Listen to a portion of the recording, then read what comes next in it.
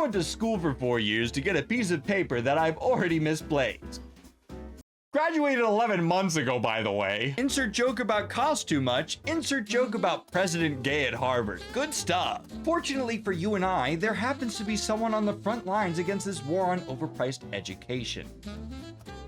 Unfortunately for us, it happens to be from just about the worst guy possible. Unable or unwilling to leave his professorial life in the past, Dr. Jordan B. Peterson attempts to relive his glory days by creating an online academy in which he has to answer to no one.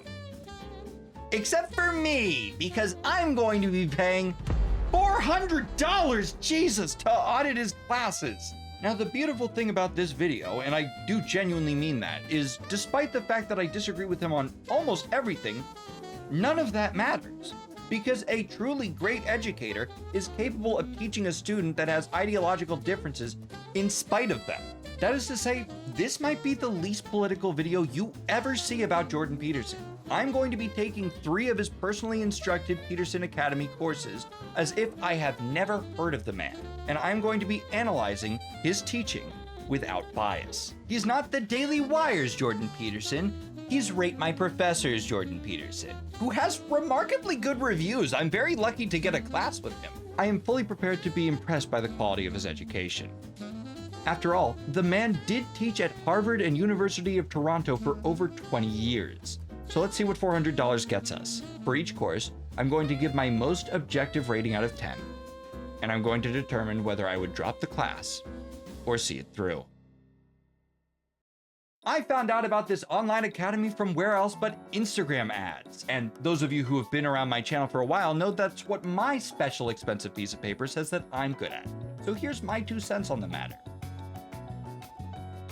He absolutely nails this. I have 0 notes. I'm not kidding. To his very willing audience, he immediately establishes 3 things.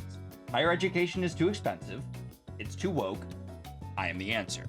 Throw in a line like this. I think it's funny because I got canceled at the university, so I could try to return the favor. Look, if it's corny to you, I get it.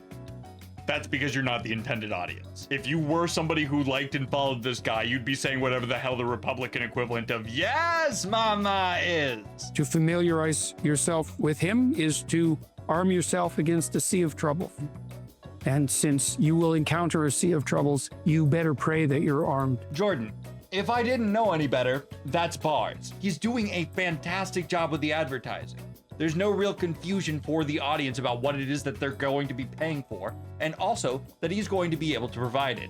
The intellectualism, of course, which we will soon see. But of course, going back to the $400 part, what exactly is it that I'm buying here? Higher education at 1% of the price, without indoctrination, of course, just as 72,000 students already have. Oh, Jesus, that's $30 million a year. That is on par with the average revenue of a normal, esteemed U.S. higher education institution with almost none of the overhead that they have to pay for with that money. Incredible. Now, the major difference between these classically accredited institutions of higher education and this platform is the accredited part, which, much to his excited subreddit's dismay, I don't believe will ever be able to change. That's right.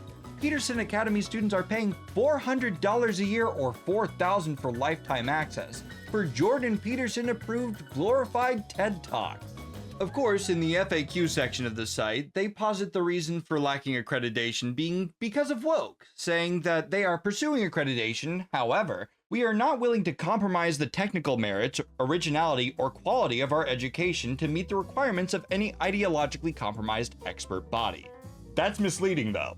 Liberty University, for example, is sure as hell a conservative college boasting its Christian values, but they're accredited. Peterson's marketing team is just being intentionally opaque about what goes into earning that status because they know that their audience won't ask any further questions if they just say woke. You see, in order to be an accredited university, you need recognition from an accrediting agency. This is a process that often takes many years, but I doubt that Peterson has even started on that, because there are 2 things that I can think of that they would not even qualify for. First off, the professors need to be qualified to speak about the content in which they lecture. This is a particular problem for a school whose namesake does not follow that rule himself. Generally, the bare minimum amount of experience expected of a professor is a master's in the subject. Typically, it's even a PhD, which luckily for us, Jordan Peterson does have. In clinical psychology, he does not have even so much as a minor in philosophy or theology, both subjects that he is teaching courses on. What are you doing, Joe? It should be noted that there are absolutely accredited institutions with professors who do not have high-level degrees, but strong cases need to be made for those professors, such as that they've been in the field for 20 to 30 years and made sweeping changes to it, or possibly were even founding fathers in the subject. Jordan does not pass an accreditor's smell test just because he thinks a lot or reads the Bible. That would be bad enough, but he's not the only professor on his website. But presumably he is the guy choosing them, as some of them are extremely questionable for the subjects in which they teach, including Dr. Brett Weinstein and his wife, Dr. Heather Haying, two people who have entire sections on their Wikipedias dedicated to health misinformation about using ivermectin to treat COVID-19. Eric Metaxas, who got in serious trouble for his 2020 election fraud narratives and is largely disavowed by religious scholars for politicized and distorted uses of Christian history. And Max Lugavere, a dude with a bachelor's in journalism teaching a course on nutrition because he fucks with low-carb diets. A Peterson defender might say that you don't need a degree to be knowledgeable and have interesting insight on a topic, which is true. You just also are not at a level where you are ready to be teaching future leaders of that body of work. No one is going to a green belt in karate for their tutelage on how to become a black belt. If this video gets enough engagement, like, subscribe, and comment, please. I just spent $400 on Jordan fucking Peterson. Actually, you know what? Don't reward me for that. Do none of those things. Please do. What I was saying is I might make a sequel video if there's enough engagement about the other lecturers on the site, but for this video, I'm going to only be focusing on the guy with the metaphorical name on the building. The second major issue is that an accredited institution typically has, like, a method of testing their students with, like, projects and papers and exams and stuff. And, like, a syllabus. And stuff. So that there's a measurable quality to the education, ensuring a retention of the material. These classes, sometimes as short as 6 hours long, which is 3 weeks of lectures if we're being charitable, have almost none of that, except for a 5-question multiple choice quiz that is entirely optional and functionally meaningless. There is no GPA, there is no rubric, there is no letter warning you of an impending academic probation for poor performance. Ryan! If I freaked out one Ryan with that, I'm happy. If you're that Ryan, go to your work. Again, 100% of what I just said is completely apolitical. I would hope that anyone would want a higher education institution to educate with knowledgeable instructors and ensure the quality of what is being taught. Woke is not the reason that this school is not accredited. Okay, confession. Haven't hit the button to spend the money. It's been too difficult for me. Let me do that now. Your hair looks really nice today. Oh, fine, okay. Bing, bonk. There, I did it. Are you happy? I need a username, so how about Dr. Zachary? Thank you for enrolling. Yeah, no problem, man. I like supporting indie artists. An app? All right, time to download the second most embarrassing app on my phone. The first being the TwitchCon app. Send notifications? Please, for the love of God, do not. Okay, so we're in. What do we have here? What's the quad? Oh my God, they have an in-house social media platform? Okay, we're going through the feature lightning fast. I want to get into the content. Music Monday. Artist. Queen. Thanks, man. I'll have to check them out. I'm leading 4 local groups for now. Been busy. These are all groups I have mentioned Peterson Academy to, but it is a really hard sell still. You're talking about it to non-fiction readers and Dungeons and Dragons fans? I can think of few places that would be less receptive to that message, Christian. What are you expecting here?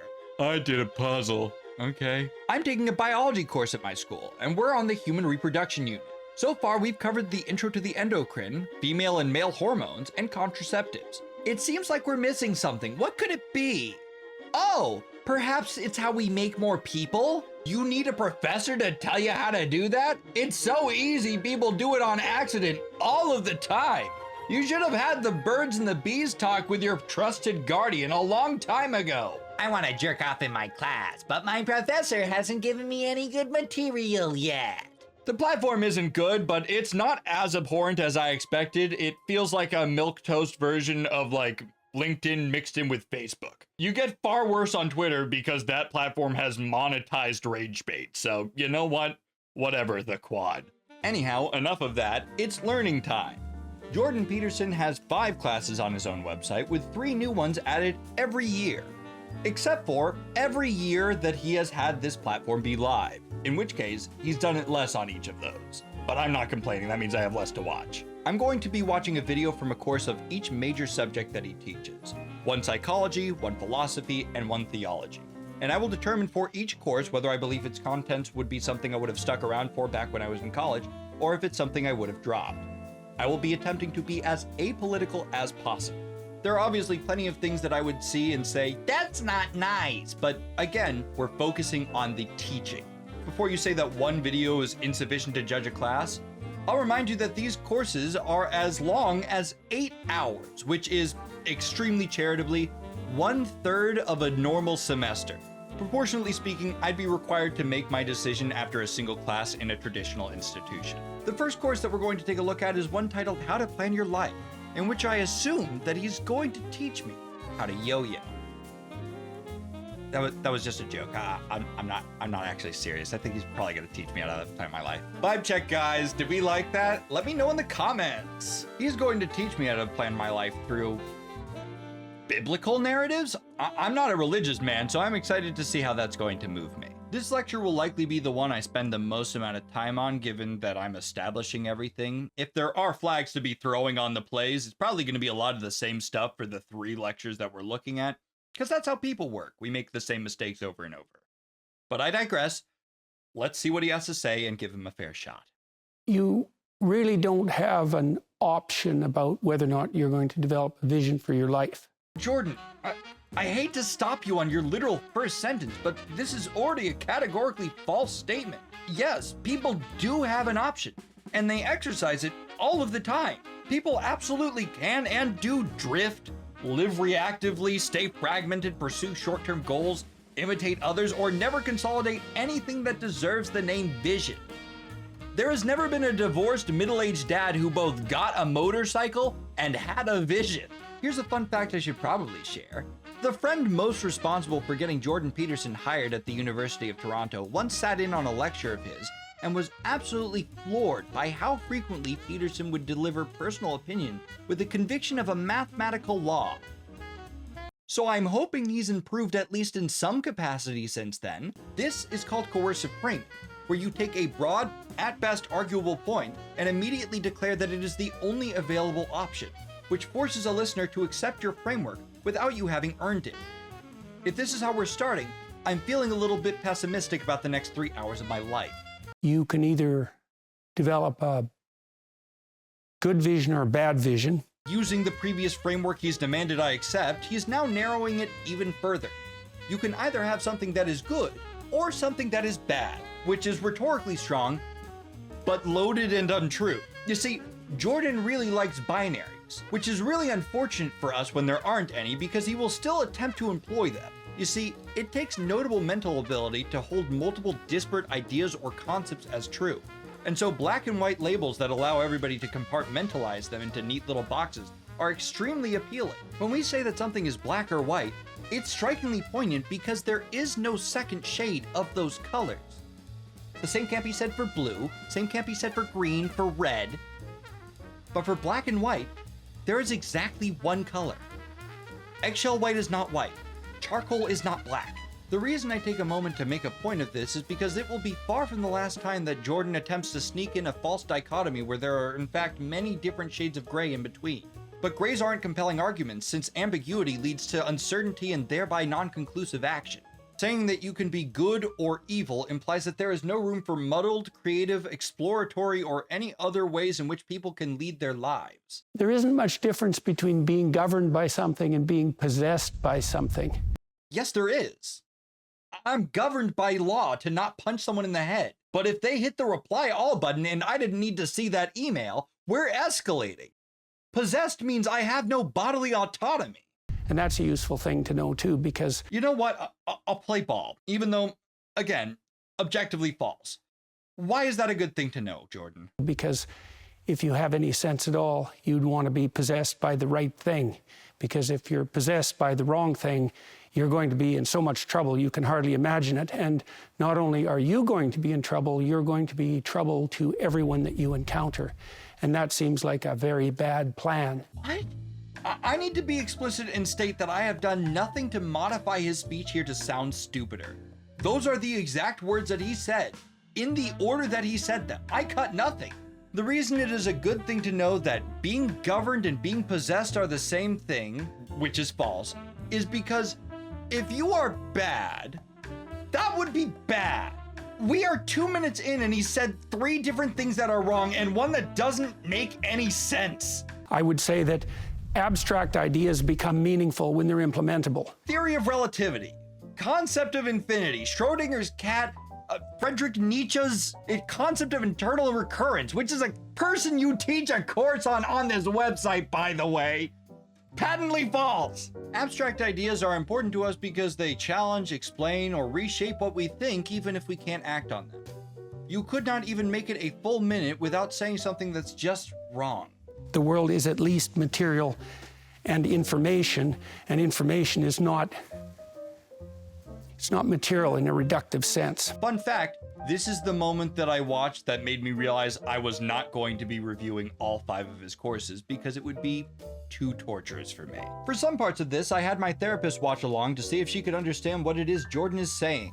She has a PhD in the exact same thing he does, as well as a master's in school psychology, a bachelor's of psychology, and just for good measure, a minor in philosophy. So more qualified even than him to speak on these things. And she doesn't have any idea what the fuck it is he's saying. There are things that are happening that you understand, and there are things that are happening that you don't understand. And the things that you don't understand that transcend your understanding, that's the domain of chaos. I ask this in all sincerity. Why do we need to redefine that which we don't understand? We have absolutely no added utility for further confusing it by saying that that and chaos are interchangeable. Unless, of course, your purpose is to inundate the viewer with superfluous information so that they have no choice but to agree with you. Surely you're not doing that, right, Jordan? One of the things that you might think about deeply is what would be a good rule of thumb attitude to have towards the things you don't know. And one answer to that is to be terrified into paralysis because of the necessity for change that an encounter with the unknown might produce. And the other is to welcome it with open arms because the you that might emerge as a consequence of confrontation with what you don't know might be much better than the you you're stuck with now. We love to see it. We love to see it. 7 minutes into an hour-long lecture, I heard Jordan Peterson say something of positive note. Stay terrified, don't engage and suffer, or confront the scary thing and have the possibility of becoming a better person. This is hardly a win to say that he finally says something good 11% of the way through the lecture with no sign of when it might happen again, but I'll take my respite from his avalanche of word salad where I get the chance. At some point in the video, he says something to the effect of, you can become tyrannical in your commitment to your beliefs, which is an overly verbose way of saying that you can become too self-assured in what you already think. Fine, whatever. But later, he says, what I can only assume is referencing his previous rhetoric there, you tend to become a tyrant. You tend to become a tyrant. Which is not a way that you can reasonably apply that word. And that's, well, unless you want to become a tyrant. No, Jordan, you haven't earned that joke. You're not making sense. I wasn't sure if he just misspoke until he made that joke, which confirmed his misaligned intent. It's very easy to write off my concerns about his inaccurate use of language as me being overly critical to stick it to the man that I ideologically disagree with. But again, I am avoiding everything in the way of political nature. And to his credit, it hasn't been hard. I have seen nothing so far in this course that betrays his political leaning. Good for you, Jordan. That's how you should teach. The problem is that his entire brand is speaking. All he has is his words. And his words don't mean anything. Here's a good example and a real sentence he says in this lecture. You can make a meta decision, you might say, that the domain of potential, if confronted properly, is positive. What's a meta decision? A decision about decisions? A mindset? A belief? What about domain of potential? Is that the future? Is that things a person doesn't know? Opportunity? And positive, which modifies the undefined domain of potential. Is that positive emotionally, morally, statistically? Anyone in that classroom who has the audacity to think that they understand what he just said is just as likely as everyone else is. It's not very good from an educational standpoint. If this is supposed to be taken as a serious lecture that has actual weight or anything to offer, sloppiness of language as he speaks to an audience as the knowledgeable person in a room is unacceptable. Even if he has the text that only we can see, by the way, that says tyrannical mindset that pops up to cover up his sloppy thinking. Jordan Peterson is a man who has historically accused others of not being specific enough. It's textbook hypocrisy to commit the same folly. What's the very next thing he says? Tyrants tend to live in hell. Come on, man. Stop making me pause every 3 seconds. What is that even supposed to mean? Is that a biblical reference? Are you trying to say they're unhappy? You're just saying things as they occur to you. Okay, so what have we established? Nothing. Sorry. I should have raised my hand. Also, neither here nor there, but it was around this point that I started thinking about how long that yin and yang slide has been on the screen. And I decided to look. Record time, 18 minutes of a 60-minute lecture. Did you make 5 slides? What's going on here, Jordan? People say, that they can't live without meaning. And that's a very strange thing to say if you think about meaning as something that's only abstracted or metaphysical. Yeah, okay. I'm following you. But if you understand that meaning is actually a manifestation of the instinct that signals optimal learning or optimal transformation. You lost me. You know that you lost me. I don't believe that you meant for those words to be understood. It's okay to be verbose. It's okay to not use 4th grade words. But after the dust settles and it's time to analyze what you said, somehow I'm looking at your corpse lying completely dead on the pavement in the Peter Griffin death pose. Work with me here. It's like trying to discern meaning from the stars. Any possible human interpretation is just as nonsensical and unlikely as another. And if you disagree with that, fuck you. I'm my own person and it has nothing to do with the fact that I'm an Aquarius. And if you make a comment, I swear to God. I probably figured this out years ago when I was thinking about music. Because music has the aspect of intrinsic meaning, right? If you're listening to a piece of music that compels you or that you love and someone taps you on the shoulder and tells you that, in the final analysis that nothing you do has any significance, if you have any sense, you're going to just push them away and say, yeah, but I'm listening to the music. What are you talking about, Jordan? If I'm listening to music that I love and someone comes up to me and tells me that nothing matters, I will respond, I am listening to music. You know what's bad if the funniest thing I can do is just repeat what you said back to you? What are we doing here, man? That quote was about nihilism, by the way. We're 16 minutes in at this point, and he's touched on nihilism, Taoism, existentialism, behavioral psychology, and Jungian psychology. Maybe I'm crazy, but this seems like an abhorrent way to teach, given that he's shooting past entire philosophies. Like, any one of these is enough to make the North Star for your life. You're teaching an unknowledgeable crowd. I get that this is a fast course and that they can replay it as many times as they want, but you're really putting the jack in the jack of all trades. What a musician does is present you with a structure of order and then vary that in an interesting way within a certain set of parameters and captures your interest as a consequence. And the reason that you feel that as meaningful is because what music is doing is modeling the way the world actually works. Someone might find themselves in a public restroom, and they'd likely desire to wash their hands. But the sink handle is gross, so you first touch that and you wash your hands a little bit. But then you realize that there are no paper towels. They just have one of those hand drying stations that blow water everywhere, and you're like, I think I saw a video about how the heat actually multiplies the germs. I'm just gonna wipe the hands on my pants. This is meaningful because it models the plight of man. I'm sorry for showing you such long clips of his so consistently, but his rhetoric is often so dumb that when I cut it short, it looks like I'm clipping them out of context. I feel like I have to show you the full thing every time so you understand it sounded dumb in context too.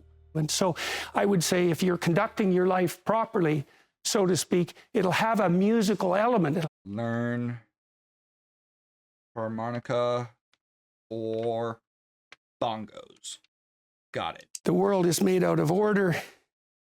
And what does it mean for things to be ordered? There's a very specific meaning that's useful to know about that. You're in the domain of order when your actions produce the outcomes you intended. So let's say that someone in that classroom gets bored, and their resolution to that is, I don't know, lighting the place on fire. In your eyes, that's considered the domain of order because it was on purpose.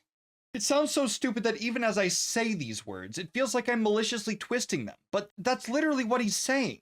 Also, if that's his definition of order, flag on the play for saying that the world is made out of order. That is debatable at best. In this lecture, he establishes that chaos and order are a dichotomy. But as we've been over, chaos is that which we don't know, and the opposite of that, order, is apparently things we mean to do,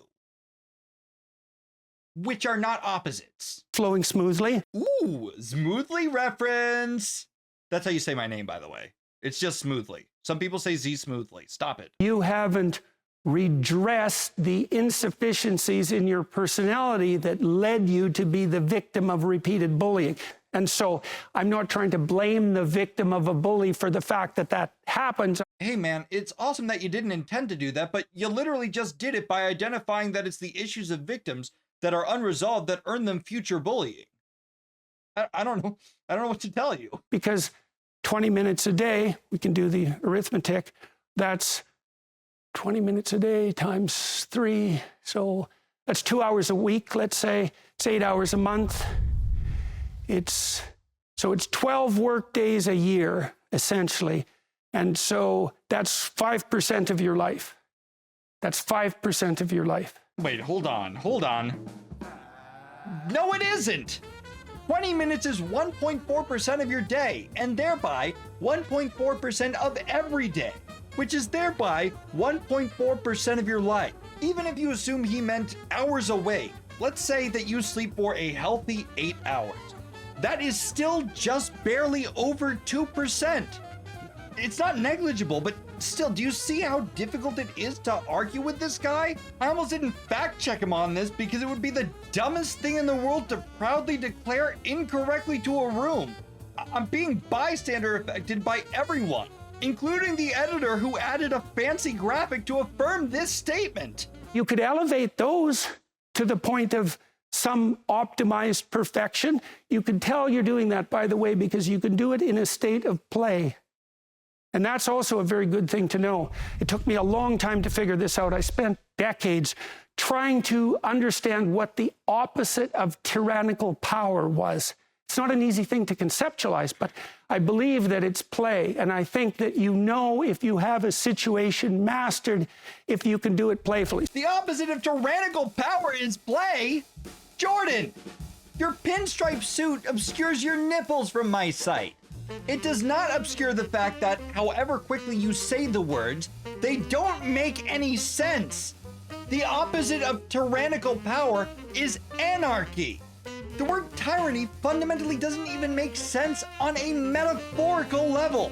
He doesn't even define tyrannical power. This is the only time he says those words, meaning that I've now said it more in this video than he has in his. All I have to go off of is the real definition of unjust, oppressive exercise of authority.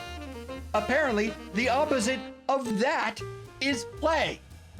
And I will humor no rhetoric about how I am supposed to infer what that is actually supposed to mean, because the only possible meaning that you could assign to that would be work. And that is the dumbest shit I've ever heard in my life. At times, listening to this man talk feels like I'm holding a conversation with a person who's speaking English as a fourth language and confusing different words because the magnitude with which he is incorrect in his speech is of that level. Everything he says in this 4-minute long tirade amounts to the idea that time flies if you're having fun. But he used such big and confusing language, it's hard to even register that. which ironically means that the teachings that he's trying to deliver are lost on nearly everyone stupid enough to spend $400 on this abomination. But here's where the genius of Dr. Jordan Peterson lies, right? Because if he only ever speaks in intellectual gibberish, he cannot build an audience doing that because no one will be able to listen or understand him. But he has these moments, these tiny, fleeting moments, where he has genuinely fantastic advice. I know it's hard to believe that, but here's what he spends the last 20 minutes of this lecture talking about. If you do small things, even the ones that you think are laughably so, you've done more than you would have done if you had treated the larger task at hand as an impossibly large beast. And you should be sure to reward yourself when you do them, even for the exceptionally small tasks. Don't correct your resume. Just open it and look at it. You were scared to do that. You should be proud of it. It will encourage you to do more. You're pissed right now because you're like, damn, Jordan is right. I know. He has to be. This is how the Andrew Tates and Jordan Petersons of the world get an audience. They get people in the door with common ground to lay a path where they start saying more and more extreme shit. And in Jordan's case, it's well-spoken too. And because it's well-spoken, it leads people to believe that the other times that he's saying that intellectual gibberish that he has mastered are of substance too, because they are too new and unexperienced to understand. But if you have the wherewithal in those moments, which no one who either likes or dislikes him does, to just take a moment and contemplate what it is he's saying, it is almost always littered with logical fallacies, if there is anything there at all. And that is the second level of his genius. No one wants to sound stupid.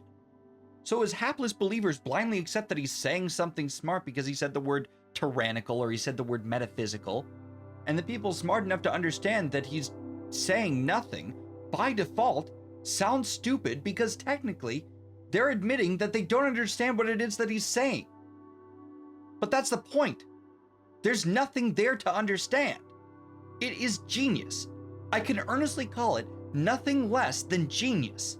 If we're being honest, if I had no idea who this guy was and I had anything less than 100% focus on what it was that he was saying, I probably wouldn't have dropped this class. I mean, I'm just going off of what my experience in college was. I'm not sure I would have been able to clock that there was something wrong with the class. I probably would have stuck it through at least for another lecture, and maybe then I would have realized that there was something wrong. But at that point, again, we're on a prolonged, much shortened, what the word is, proportionate amount of time. Too late. I'm giving it a 5 out of 10. Wait, actually, before I move on to his core Sermon on the Mount, let me quickly lock in my learnings with his quiz. 100%. Thank God I retained all of that. Suck it, classmates, I'm goated.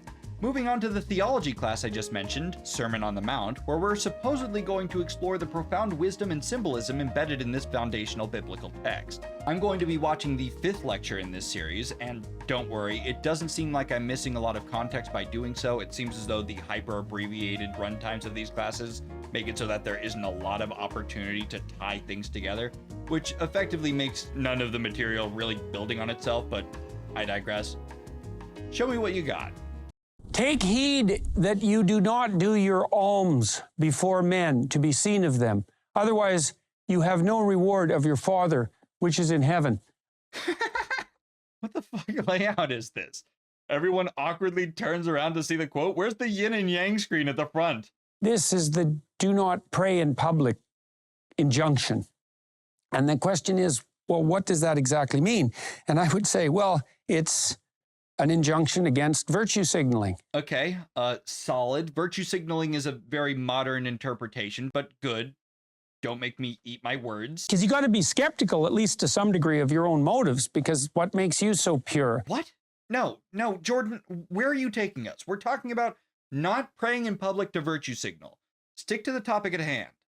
And one of the things that's really irritated me to no end about modern universities is that they basically teach young people the opposite of this, which is, well, you want to change the world, which is, so the psychologist Jean Piaget, brilliant developmental. The way this man abandons ships is astounding. A change of topic is almost never announced. He talks himself into a corner and then will literally just cut out a whole Looney Tunes style to exit the room until he walks into a new corner and does it again. Once you see it, you can't unsee it. Well, you want to change the world, so the psychologist Jean Piaget believed, for example, that part of our morality emerged as a consequence of the necessity of playing repeating games with other people, right? That there would be a natural morality that would emerge out of reciprocity, and that was socially constructed. Correct. Now, it turns out there's also a biological platform for that, because it's been going on for so long that not only does it emerge socially, but we're prepared for it biologically, just like we are prepared to learn language, even though we learn language socially.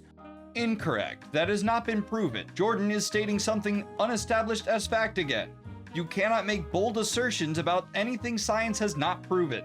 It's very much akin to Thomas Kuhn's ideas. Okay, now we're talking about a guy named Thomas. The last stage of development for Piaget, Never mind. no psychologists ever talk about this, and they don't seem to even know about it, which is quite strange to me, was Piaget believed that in late adolescence, in the transition from adolescence to adulthood, there is a messianic phase, now that not everybody goes through. But Hey, Jordan, I decided to look this one up for you because it sounded like a good question. Perhaps it's because it's a gross misinterpretation of Piaget's words that he said one time and does not have an established history of repeating. Piaget says that there is something that takes a messianic form, not that there is a messianic phase. This is quite literally the only time that Piaget has ever been recorded saying the word messianic. Here it is in all of its glory.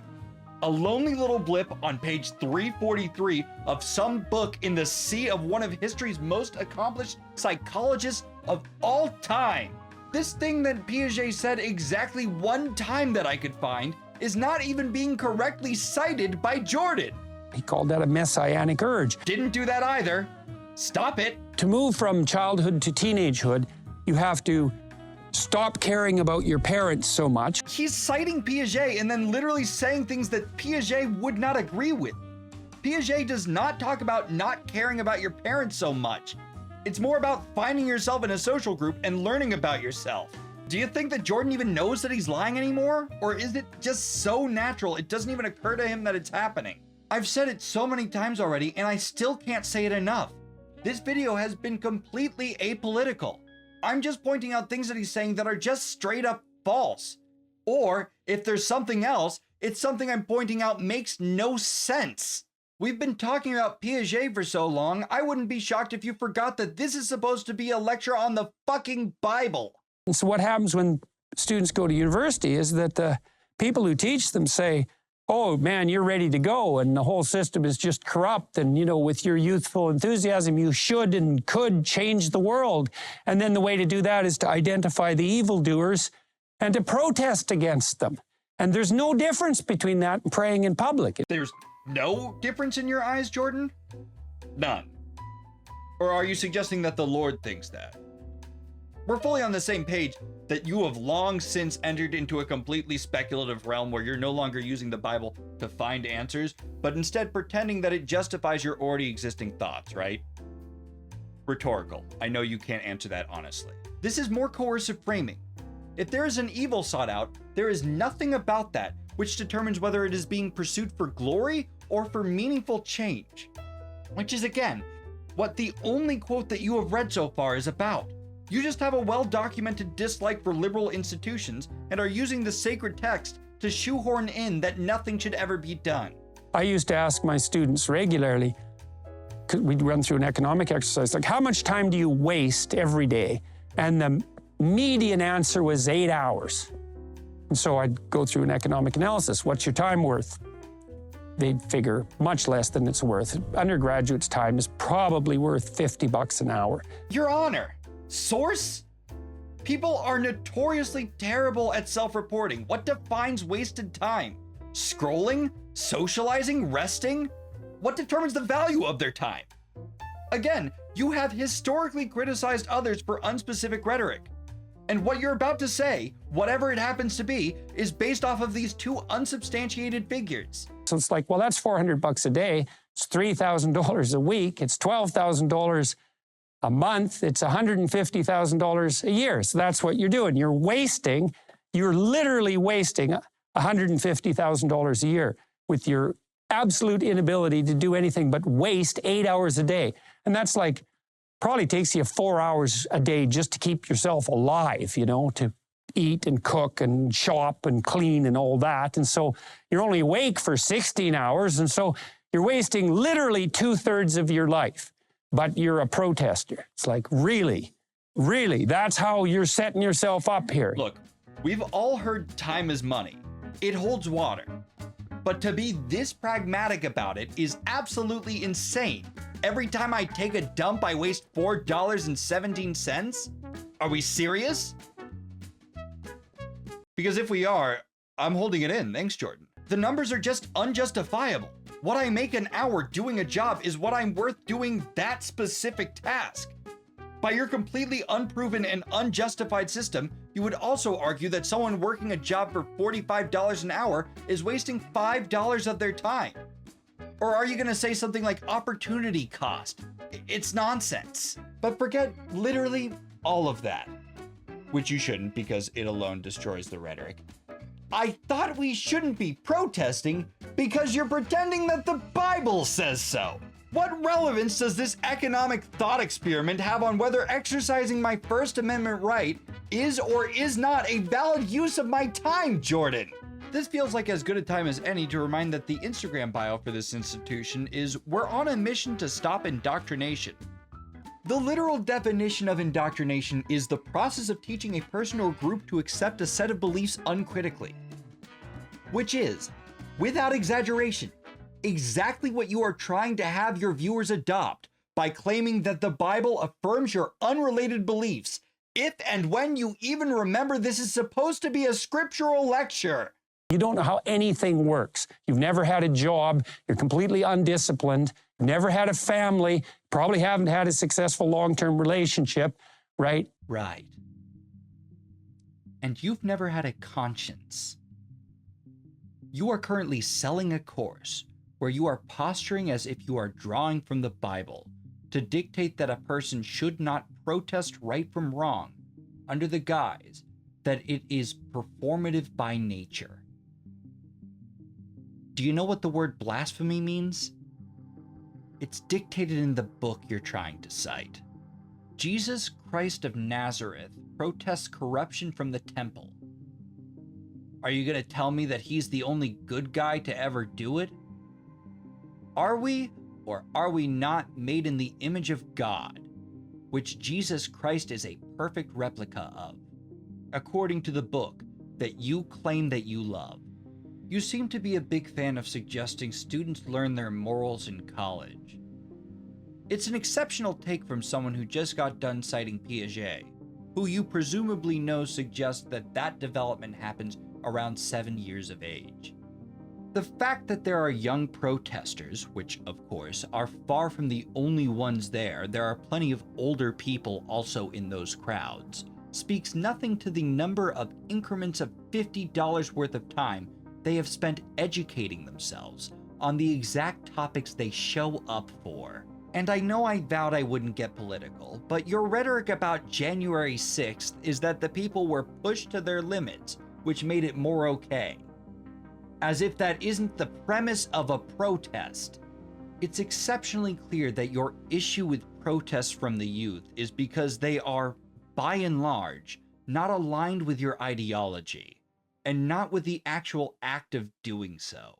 And back to the Sermon on the Mount. Hey man, that's great. $5 to any viewer who can tell me what gospel the quote he read 9 minutes and 37 seconds ago happened to be from. Jordan, I hate to tell you this isn't a theology lecture, this is a podcast about what Jordan thinks. And in that way, it's kind of fine that you don't even have a minor in the subject material because you are the material. The absolute irony of calling a lecture series Sermon on the Mount and having it be about anything but the guy upstairs. Do not let thy left hand know what thy right hand doeth. It's so interesting because there's even some emphasis here that you might want to even go so far as you keep the good things that you're doing secret from yourself, because Why is that? Well, can you trust yourself? That's right. Can you trust yourself not to aggrandize yourself, even if you are doing good things and they're working? And the answer to that might be, well, probably not. 2 Corinthians 1:12, our conscience testifies that we have conducted ourselves with integrity and godly sincerity. Psalm 26:1, vindicate me, Lord, for I have walked in my integrity. I'm not a Christian, but I was raised Catholic, and my understanding of Christianity is that it emphasizes humility, not total distrust of your own motives. Jordan once again just ignores the text which he is teaching. And in the corners of the streets, that they may be seen of men. Yeah, when I've been in the midst of these student demonstrations many times, and sometimes more women are there than men, but there's always some men in those woman-dominated protests lurking behind the scenes. And I tell you, the women can be absolutely reprehensible. This is a Bible lecture. He did not manage to muster even one sentence pertaining to the quote before going on a personal tangent. Not one. He read the word man, as in mankind, and decided that it was high time to go on a rant about feminist men. It's like he's reading scripture to meet a quota and not to study it. It's embarrassing even at an edutainment level. Yet people are paying $400 a year because they've been misled to believe that he is going to teach with structure or integrity. I'm not cherry picking here. His rhetoric is so nonsensical that the mere act of me making transformative, copyright-protected content makes it seem like I'm cutting out the through lines to get him to the topics that he's on. But there are no through lines. Dr. Jordan Peterson has made a career out of being completely comfortable abandoning a thought process at the drop of a hat. If you don't believe me, the first lecture of every Peterson Academy course is uploaded on YouTube for free. Check it out yourself. Here's a game you can play regardless of your political affiliation because it can be objectively measured. Take a shot every single time he mentions something exactly once and then never again, moving on entirely, or abandons a sentence mid-thought and switches to a different topic without finishing the original thought.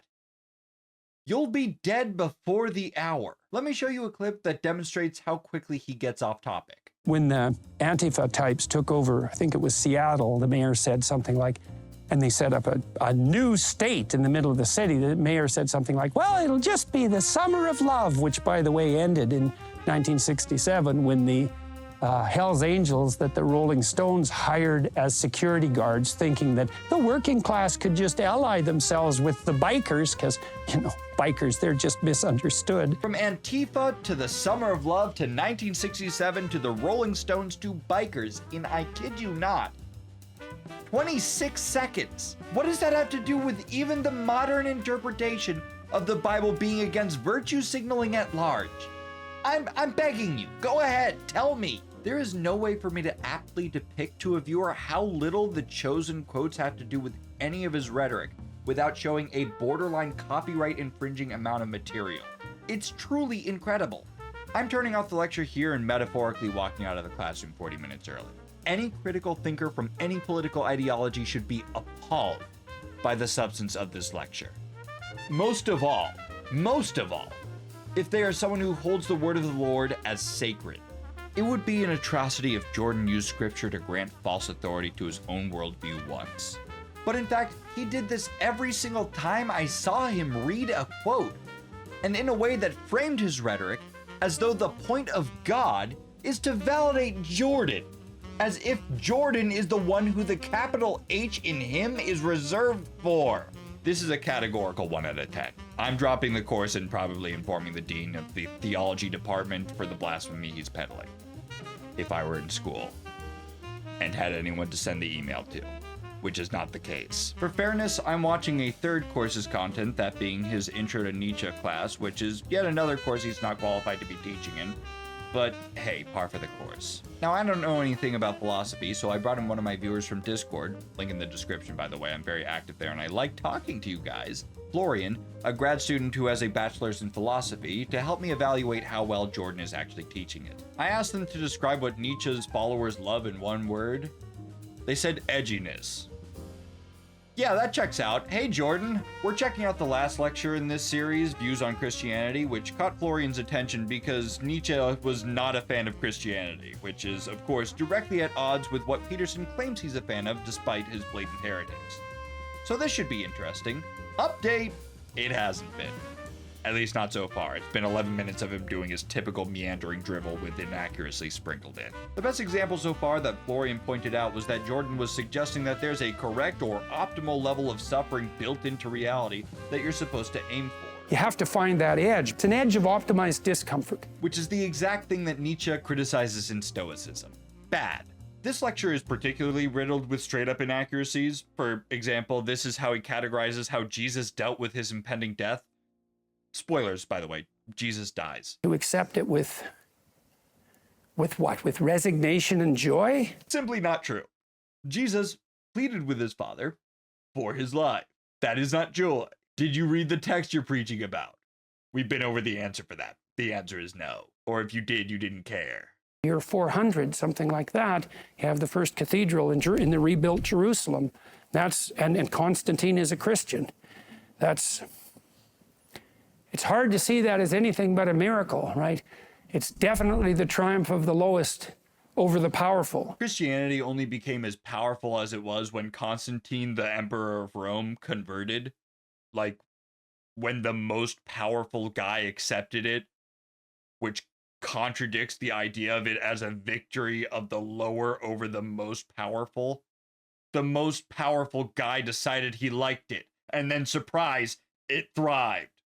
What are you talking about? That's worth thinking about, because that was Socrates who said that. And was there a more influential person in history? Buddha, Christ, Socrates. That's pretty much, it's those three. Siddhartha Gautama, Jesus, and fucking Socrates? Look, this is my biggest nitpick all video. And I know that we're getting close to the end of the video. I know you're supposed to end on your strongest points. I'm cheapening things. I'm sorry. But I'm standing on business. Socrates number 3? Look, top 100, maybe even top 50. But Muhammad would logically follow up in that top 3. We like the guy's Socratic method, but Socrates' own student Plato offered more to us. And you say it so confidently too. It's Buddha, Jesus, Socrates. It's those 3.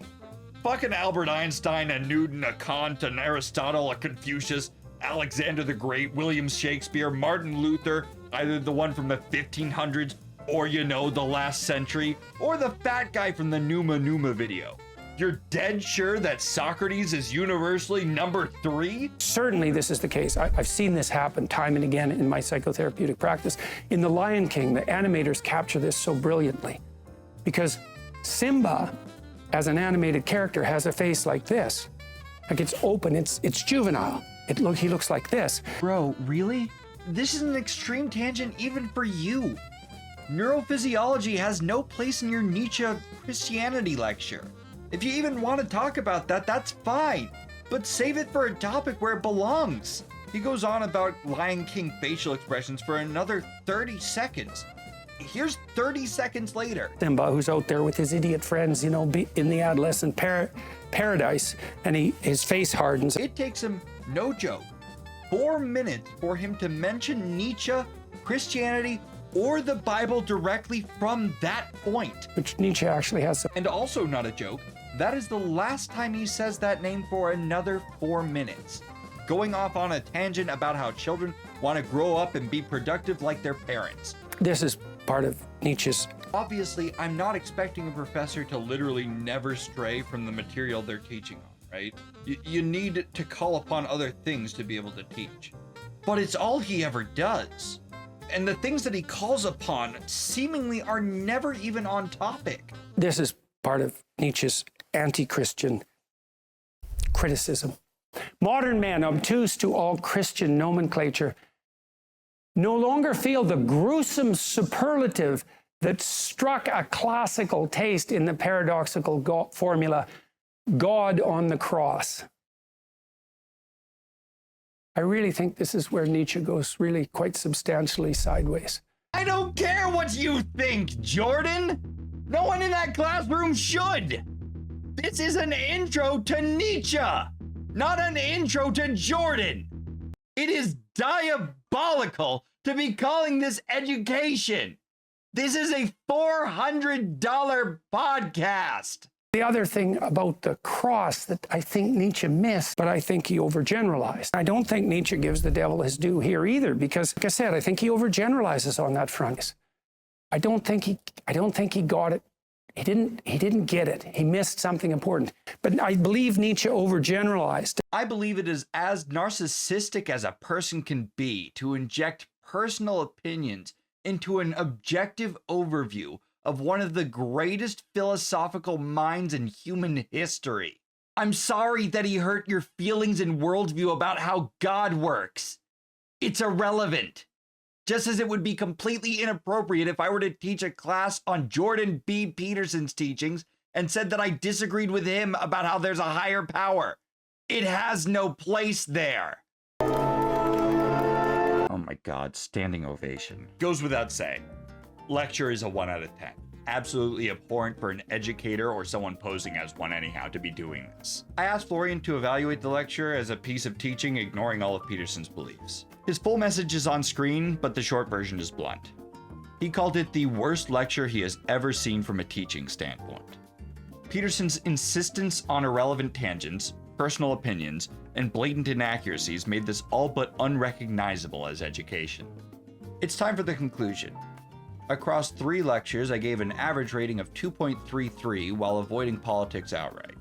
But now that I have, forgive me, I'm going to be using a little bit of a political lens as I analyze what the place of Jordan Peterson's Peterson Academy happens to be in this world. You see, perhaps my ratings are low because I simply am not a fan of his. I didn't mention this because it has no relevance on the course itself, but there's something of a comment section on every single lecture where people can leave their thoughts or document timestamps that they'd like to return to. And you won't be shocked to hear it, but it is absolutely flooded with people calling it some of the best material that they have ever consumed. Because they're not there to wrestle with the truth. If they're willing to spend $400 a year on this unaccredited institution, they've already accepted that whatever it is Jordan Peterson has to say is the truth. They're not paying for an education. They're paying for the aesthetic of intellectualism that has been meticulously crafted to just so happen to affirm what they already believe. Education doesn't corroborate with their often narrow worldviews that both science and history reject the notions of, and by positioning those as something corrupted by liberals instead of discarded by objective academic benchmarks, they can cast it aside and make an entirely new reality that aligns better for them. As such, they are more than happy to accept Jordan preaching blatant mistruths and misunderstandings of established facts because it's a means to an end for their goal of feeling affirmed in their beliefs. I look at his listeners and I see insecurity in the fact that they suffer societal consequences for not wanting to identify someone by their preferred pronouns or what have you. I keep on thinking about that guy from the start from that social platform Baked In and how he brings up Peterson to everyone in the 4 groups he runs, hoping that even one person will validate his likely alienating worldviews. I feel badly for him. He's just trying to make friends. And until he realizes that he's paying an annual subscription to lose relationships, that can't happen. Morality is a social construct. And unfortunately, no amount of intellectualism or citing of Bibles or philosophers can lessen the fact that these ideologies that Jordan's followers often subscribe to diminish, belittle, and hurt people, and that it isn't appreciated. They attempt to ascribe their issues with what can only be performative activism because they cannot fathom that others may genuinely feel the compassion they have for the people around them. The Peterson Academy is, rightfully so, incapable of becoming an accredited institution for its blatant disregard of truth and objectivity, unwillingness to stick to the topic at hand, and inability to measure or structure its education that it purports to provide. From both the way that Jordan and his paying viewers act, it's clear they do not care. Why make an institution dedicated to academic integrity? The extracurriculars were always the fun parts anyway.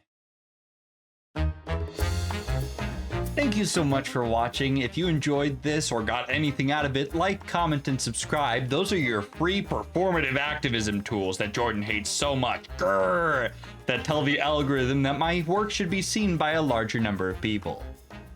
But if you have a couple of extra bucks, consider sharing them with me on Patreon for bonus and extra content.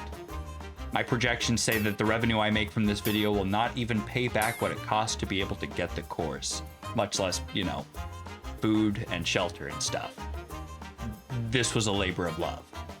I'm not kidding when I say that literally, your crowdfunding makes this possible. I'm not Wikipediaing you here. I can't do it without you. But if you can't, fuck. Do I know that the economy is a tough place right now? Not everybody can afford it. You are no less valuable to me. Thank you for pressing the free buttons. Peace.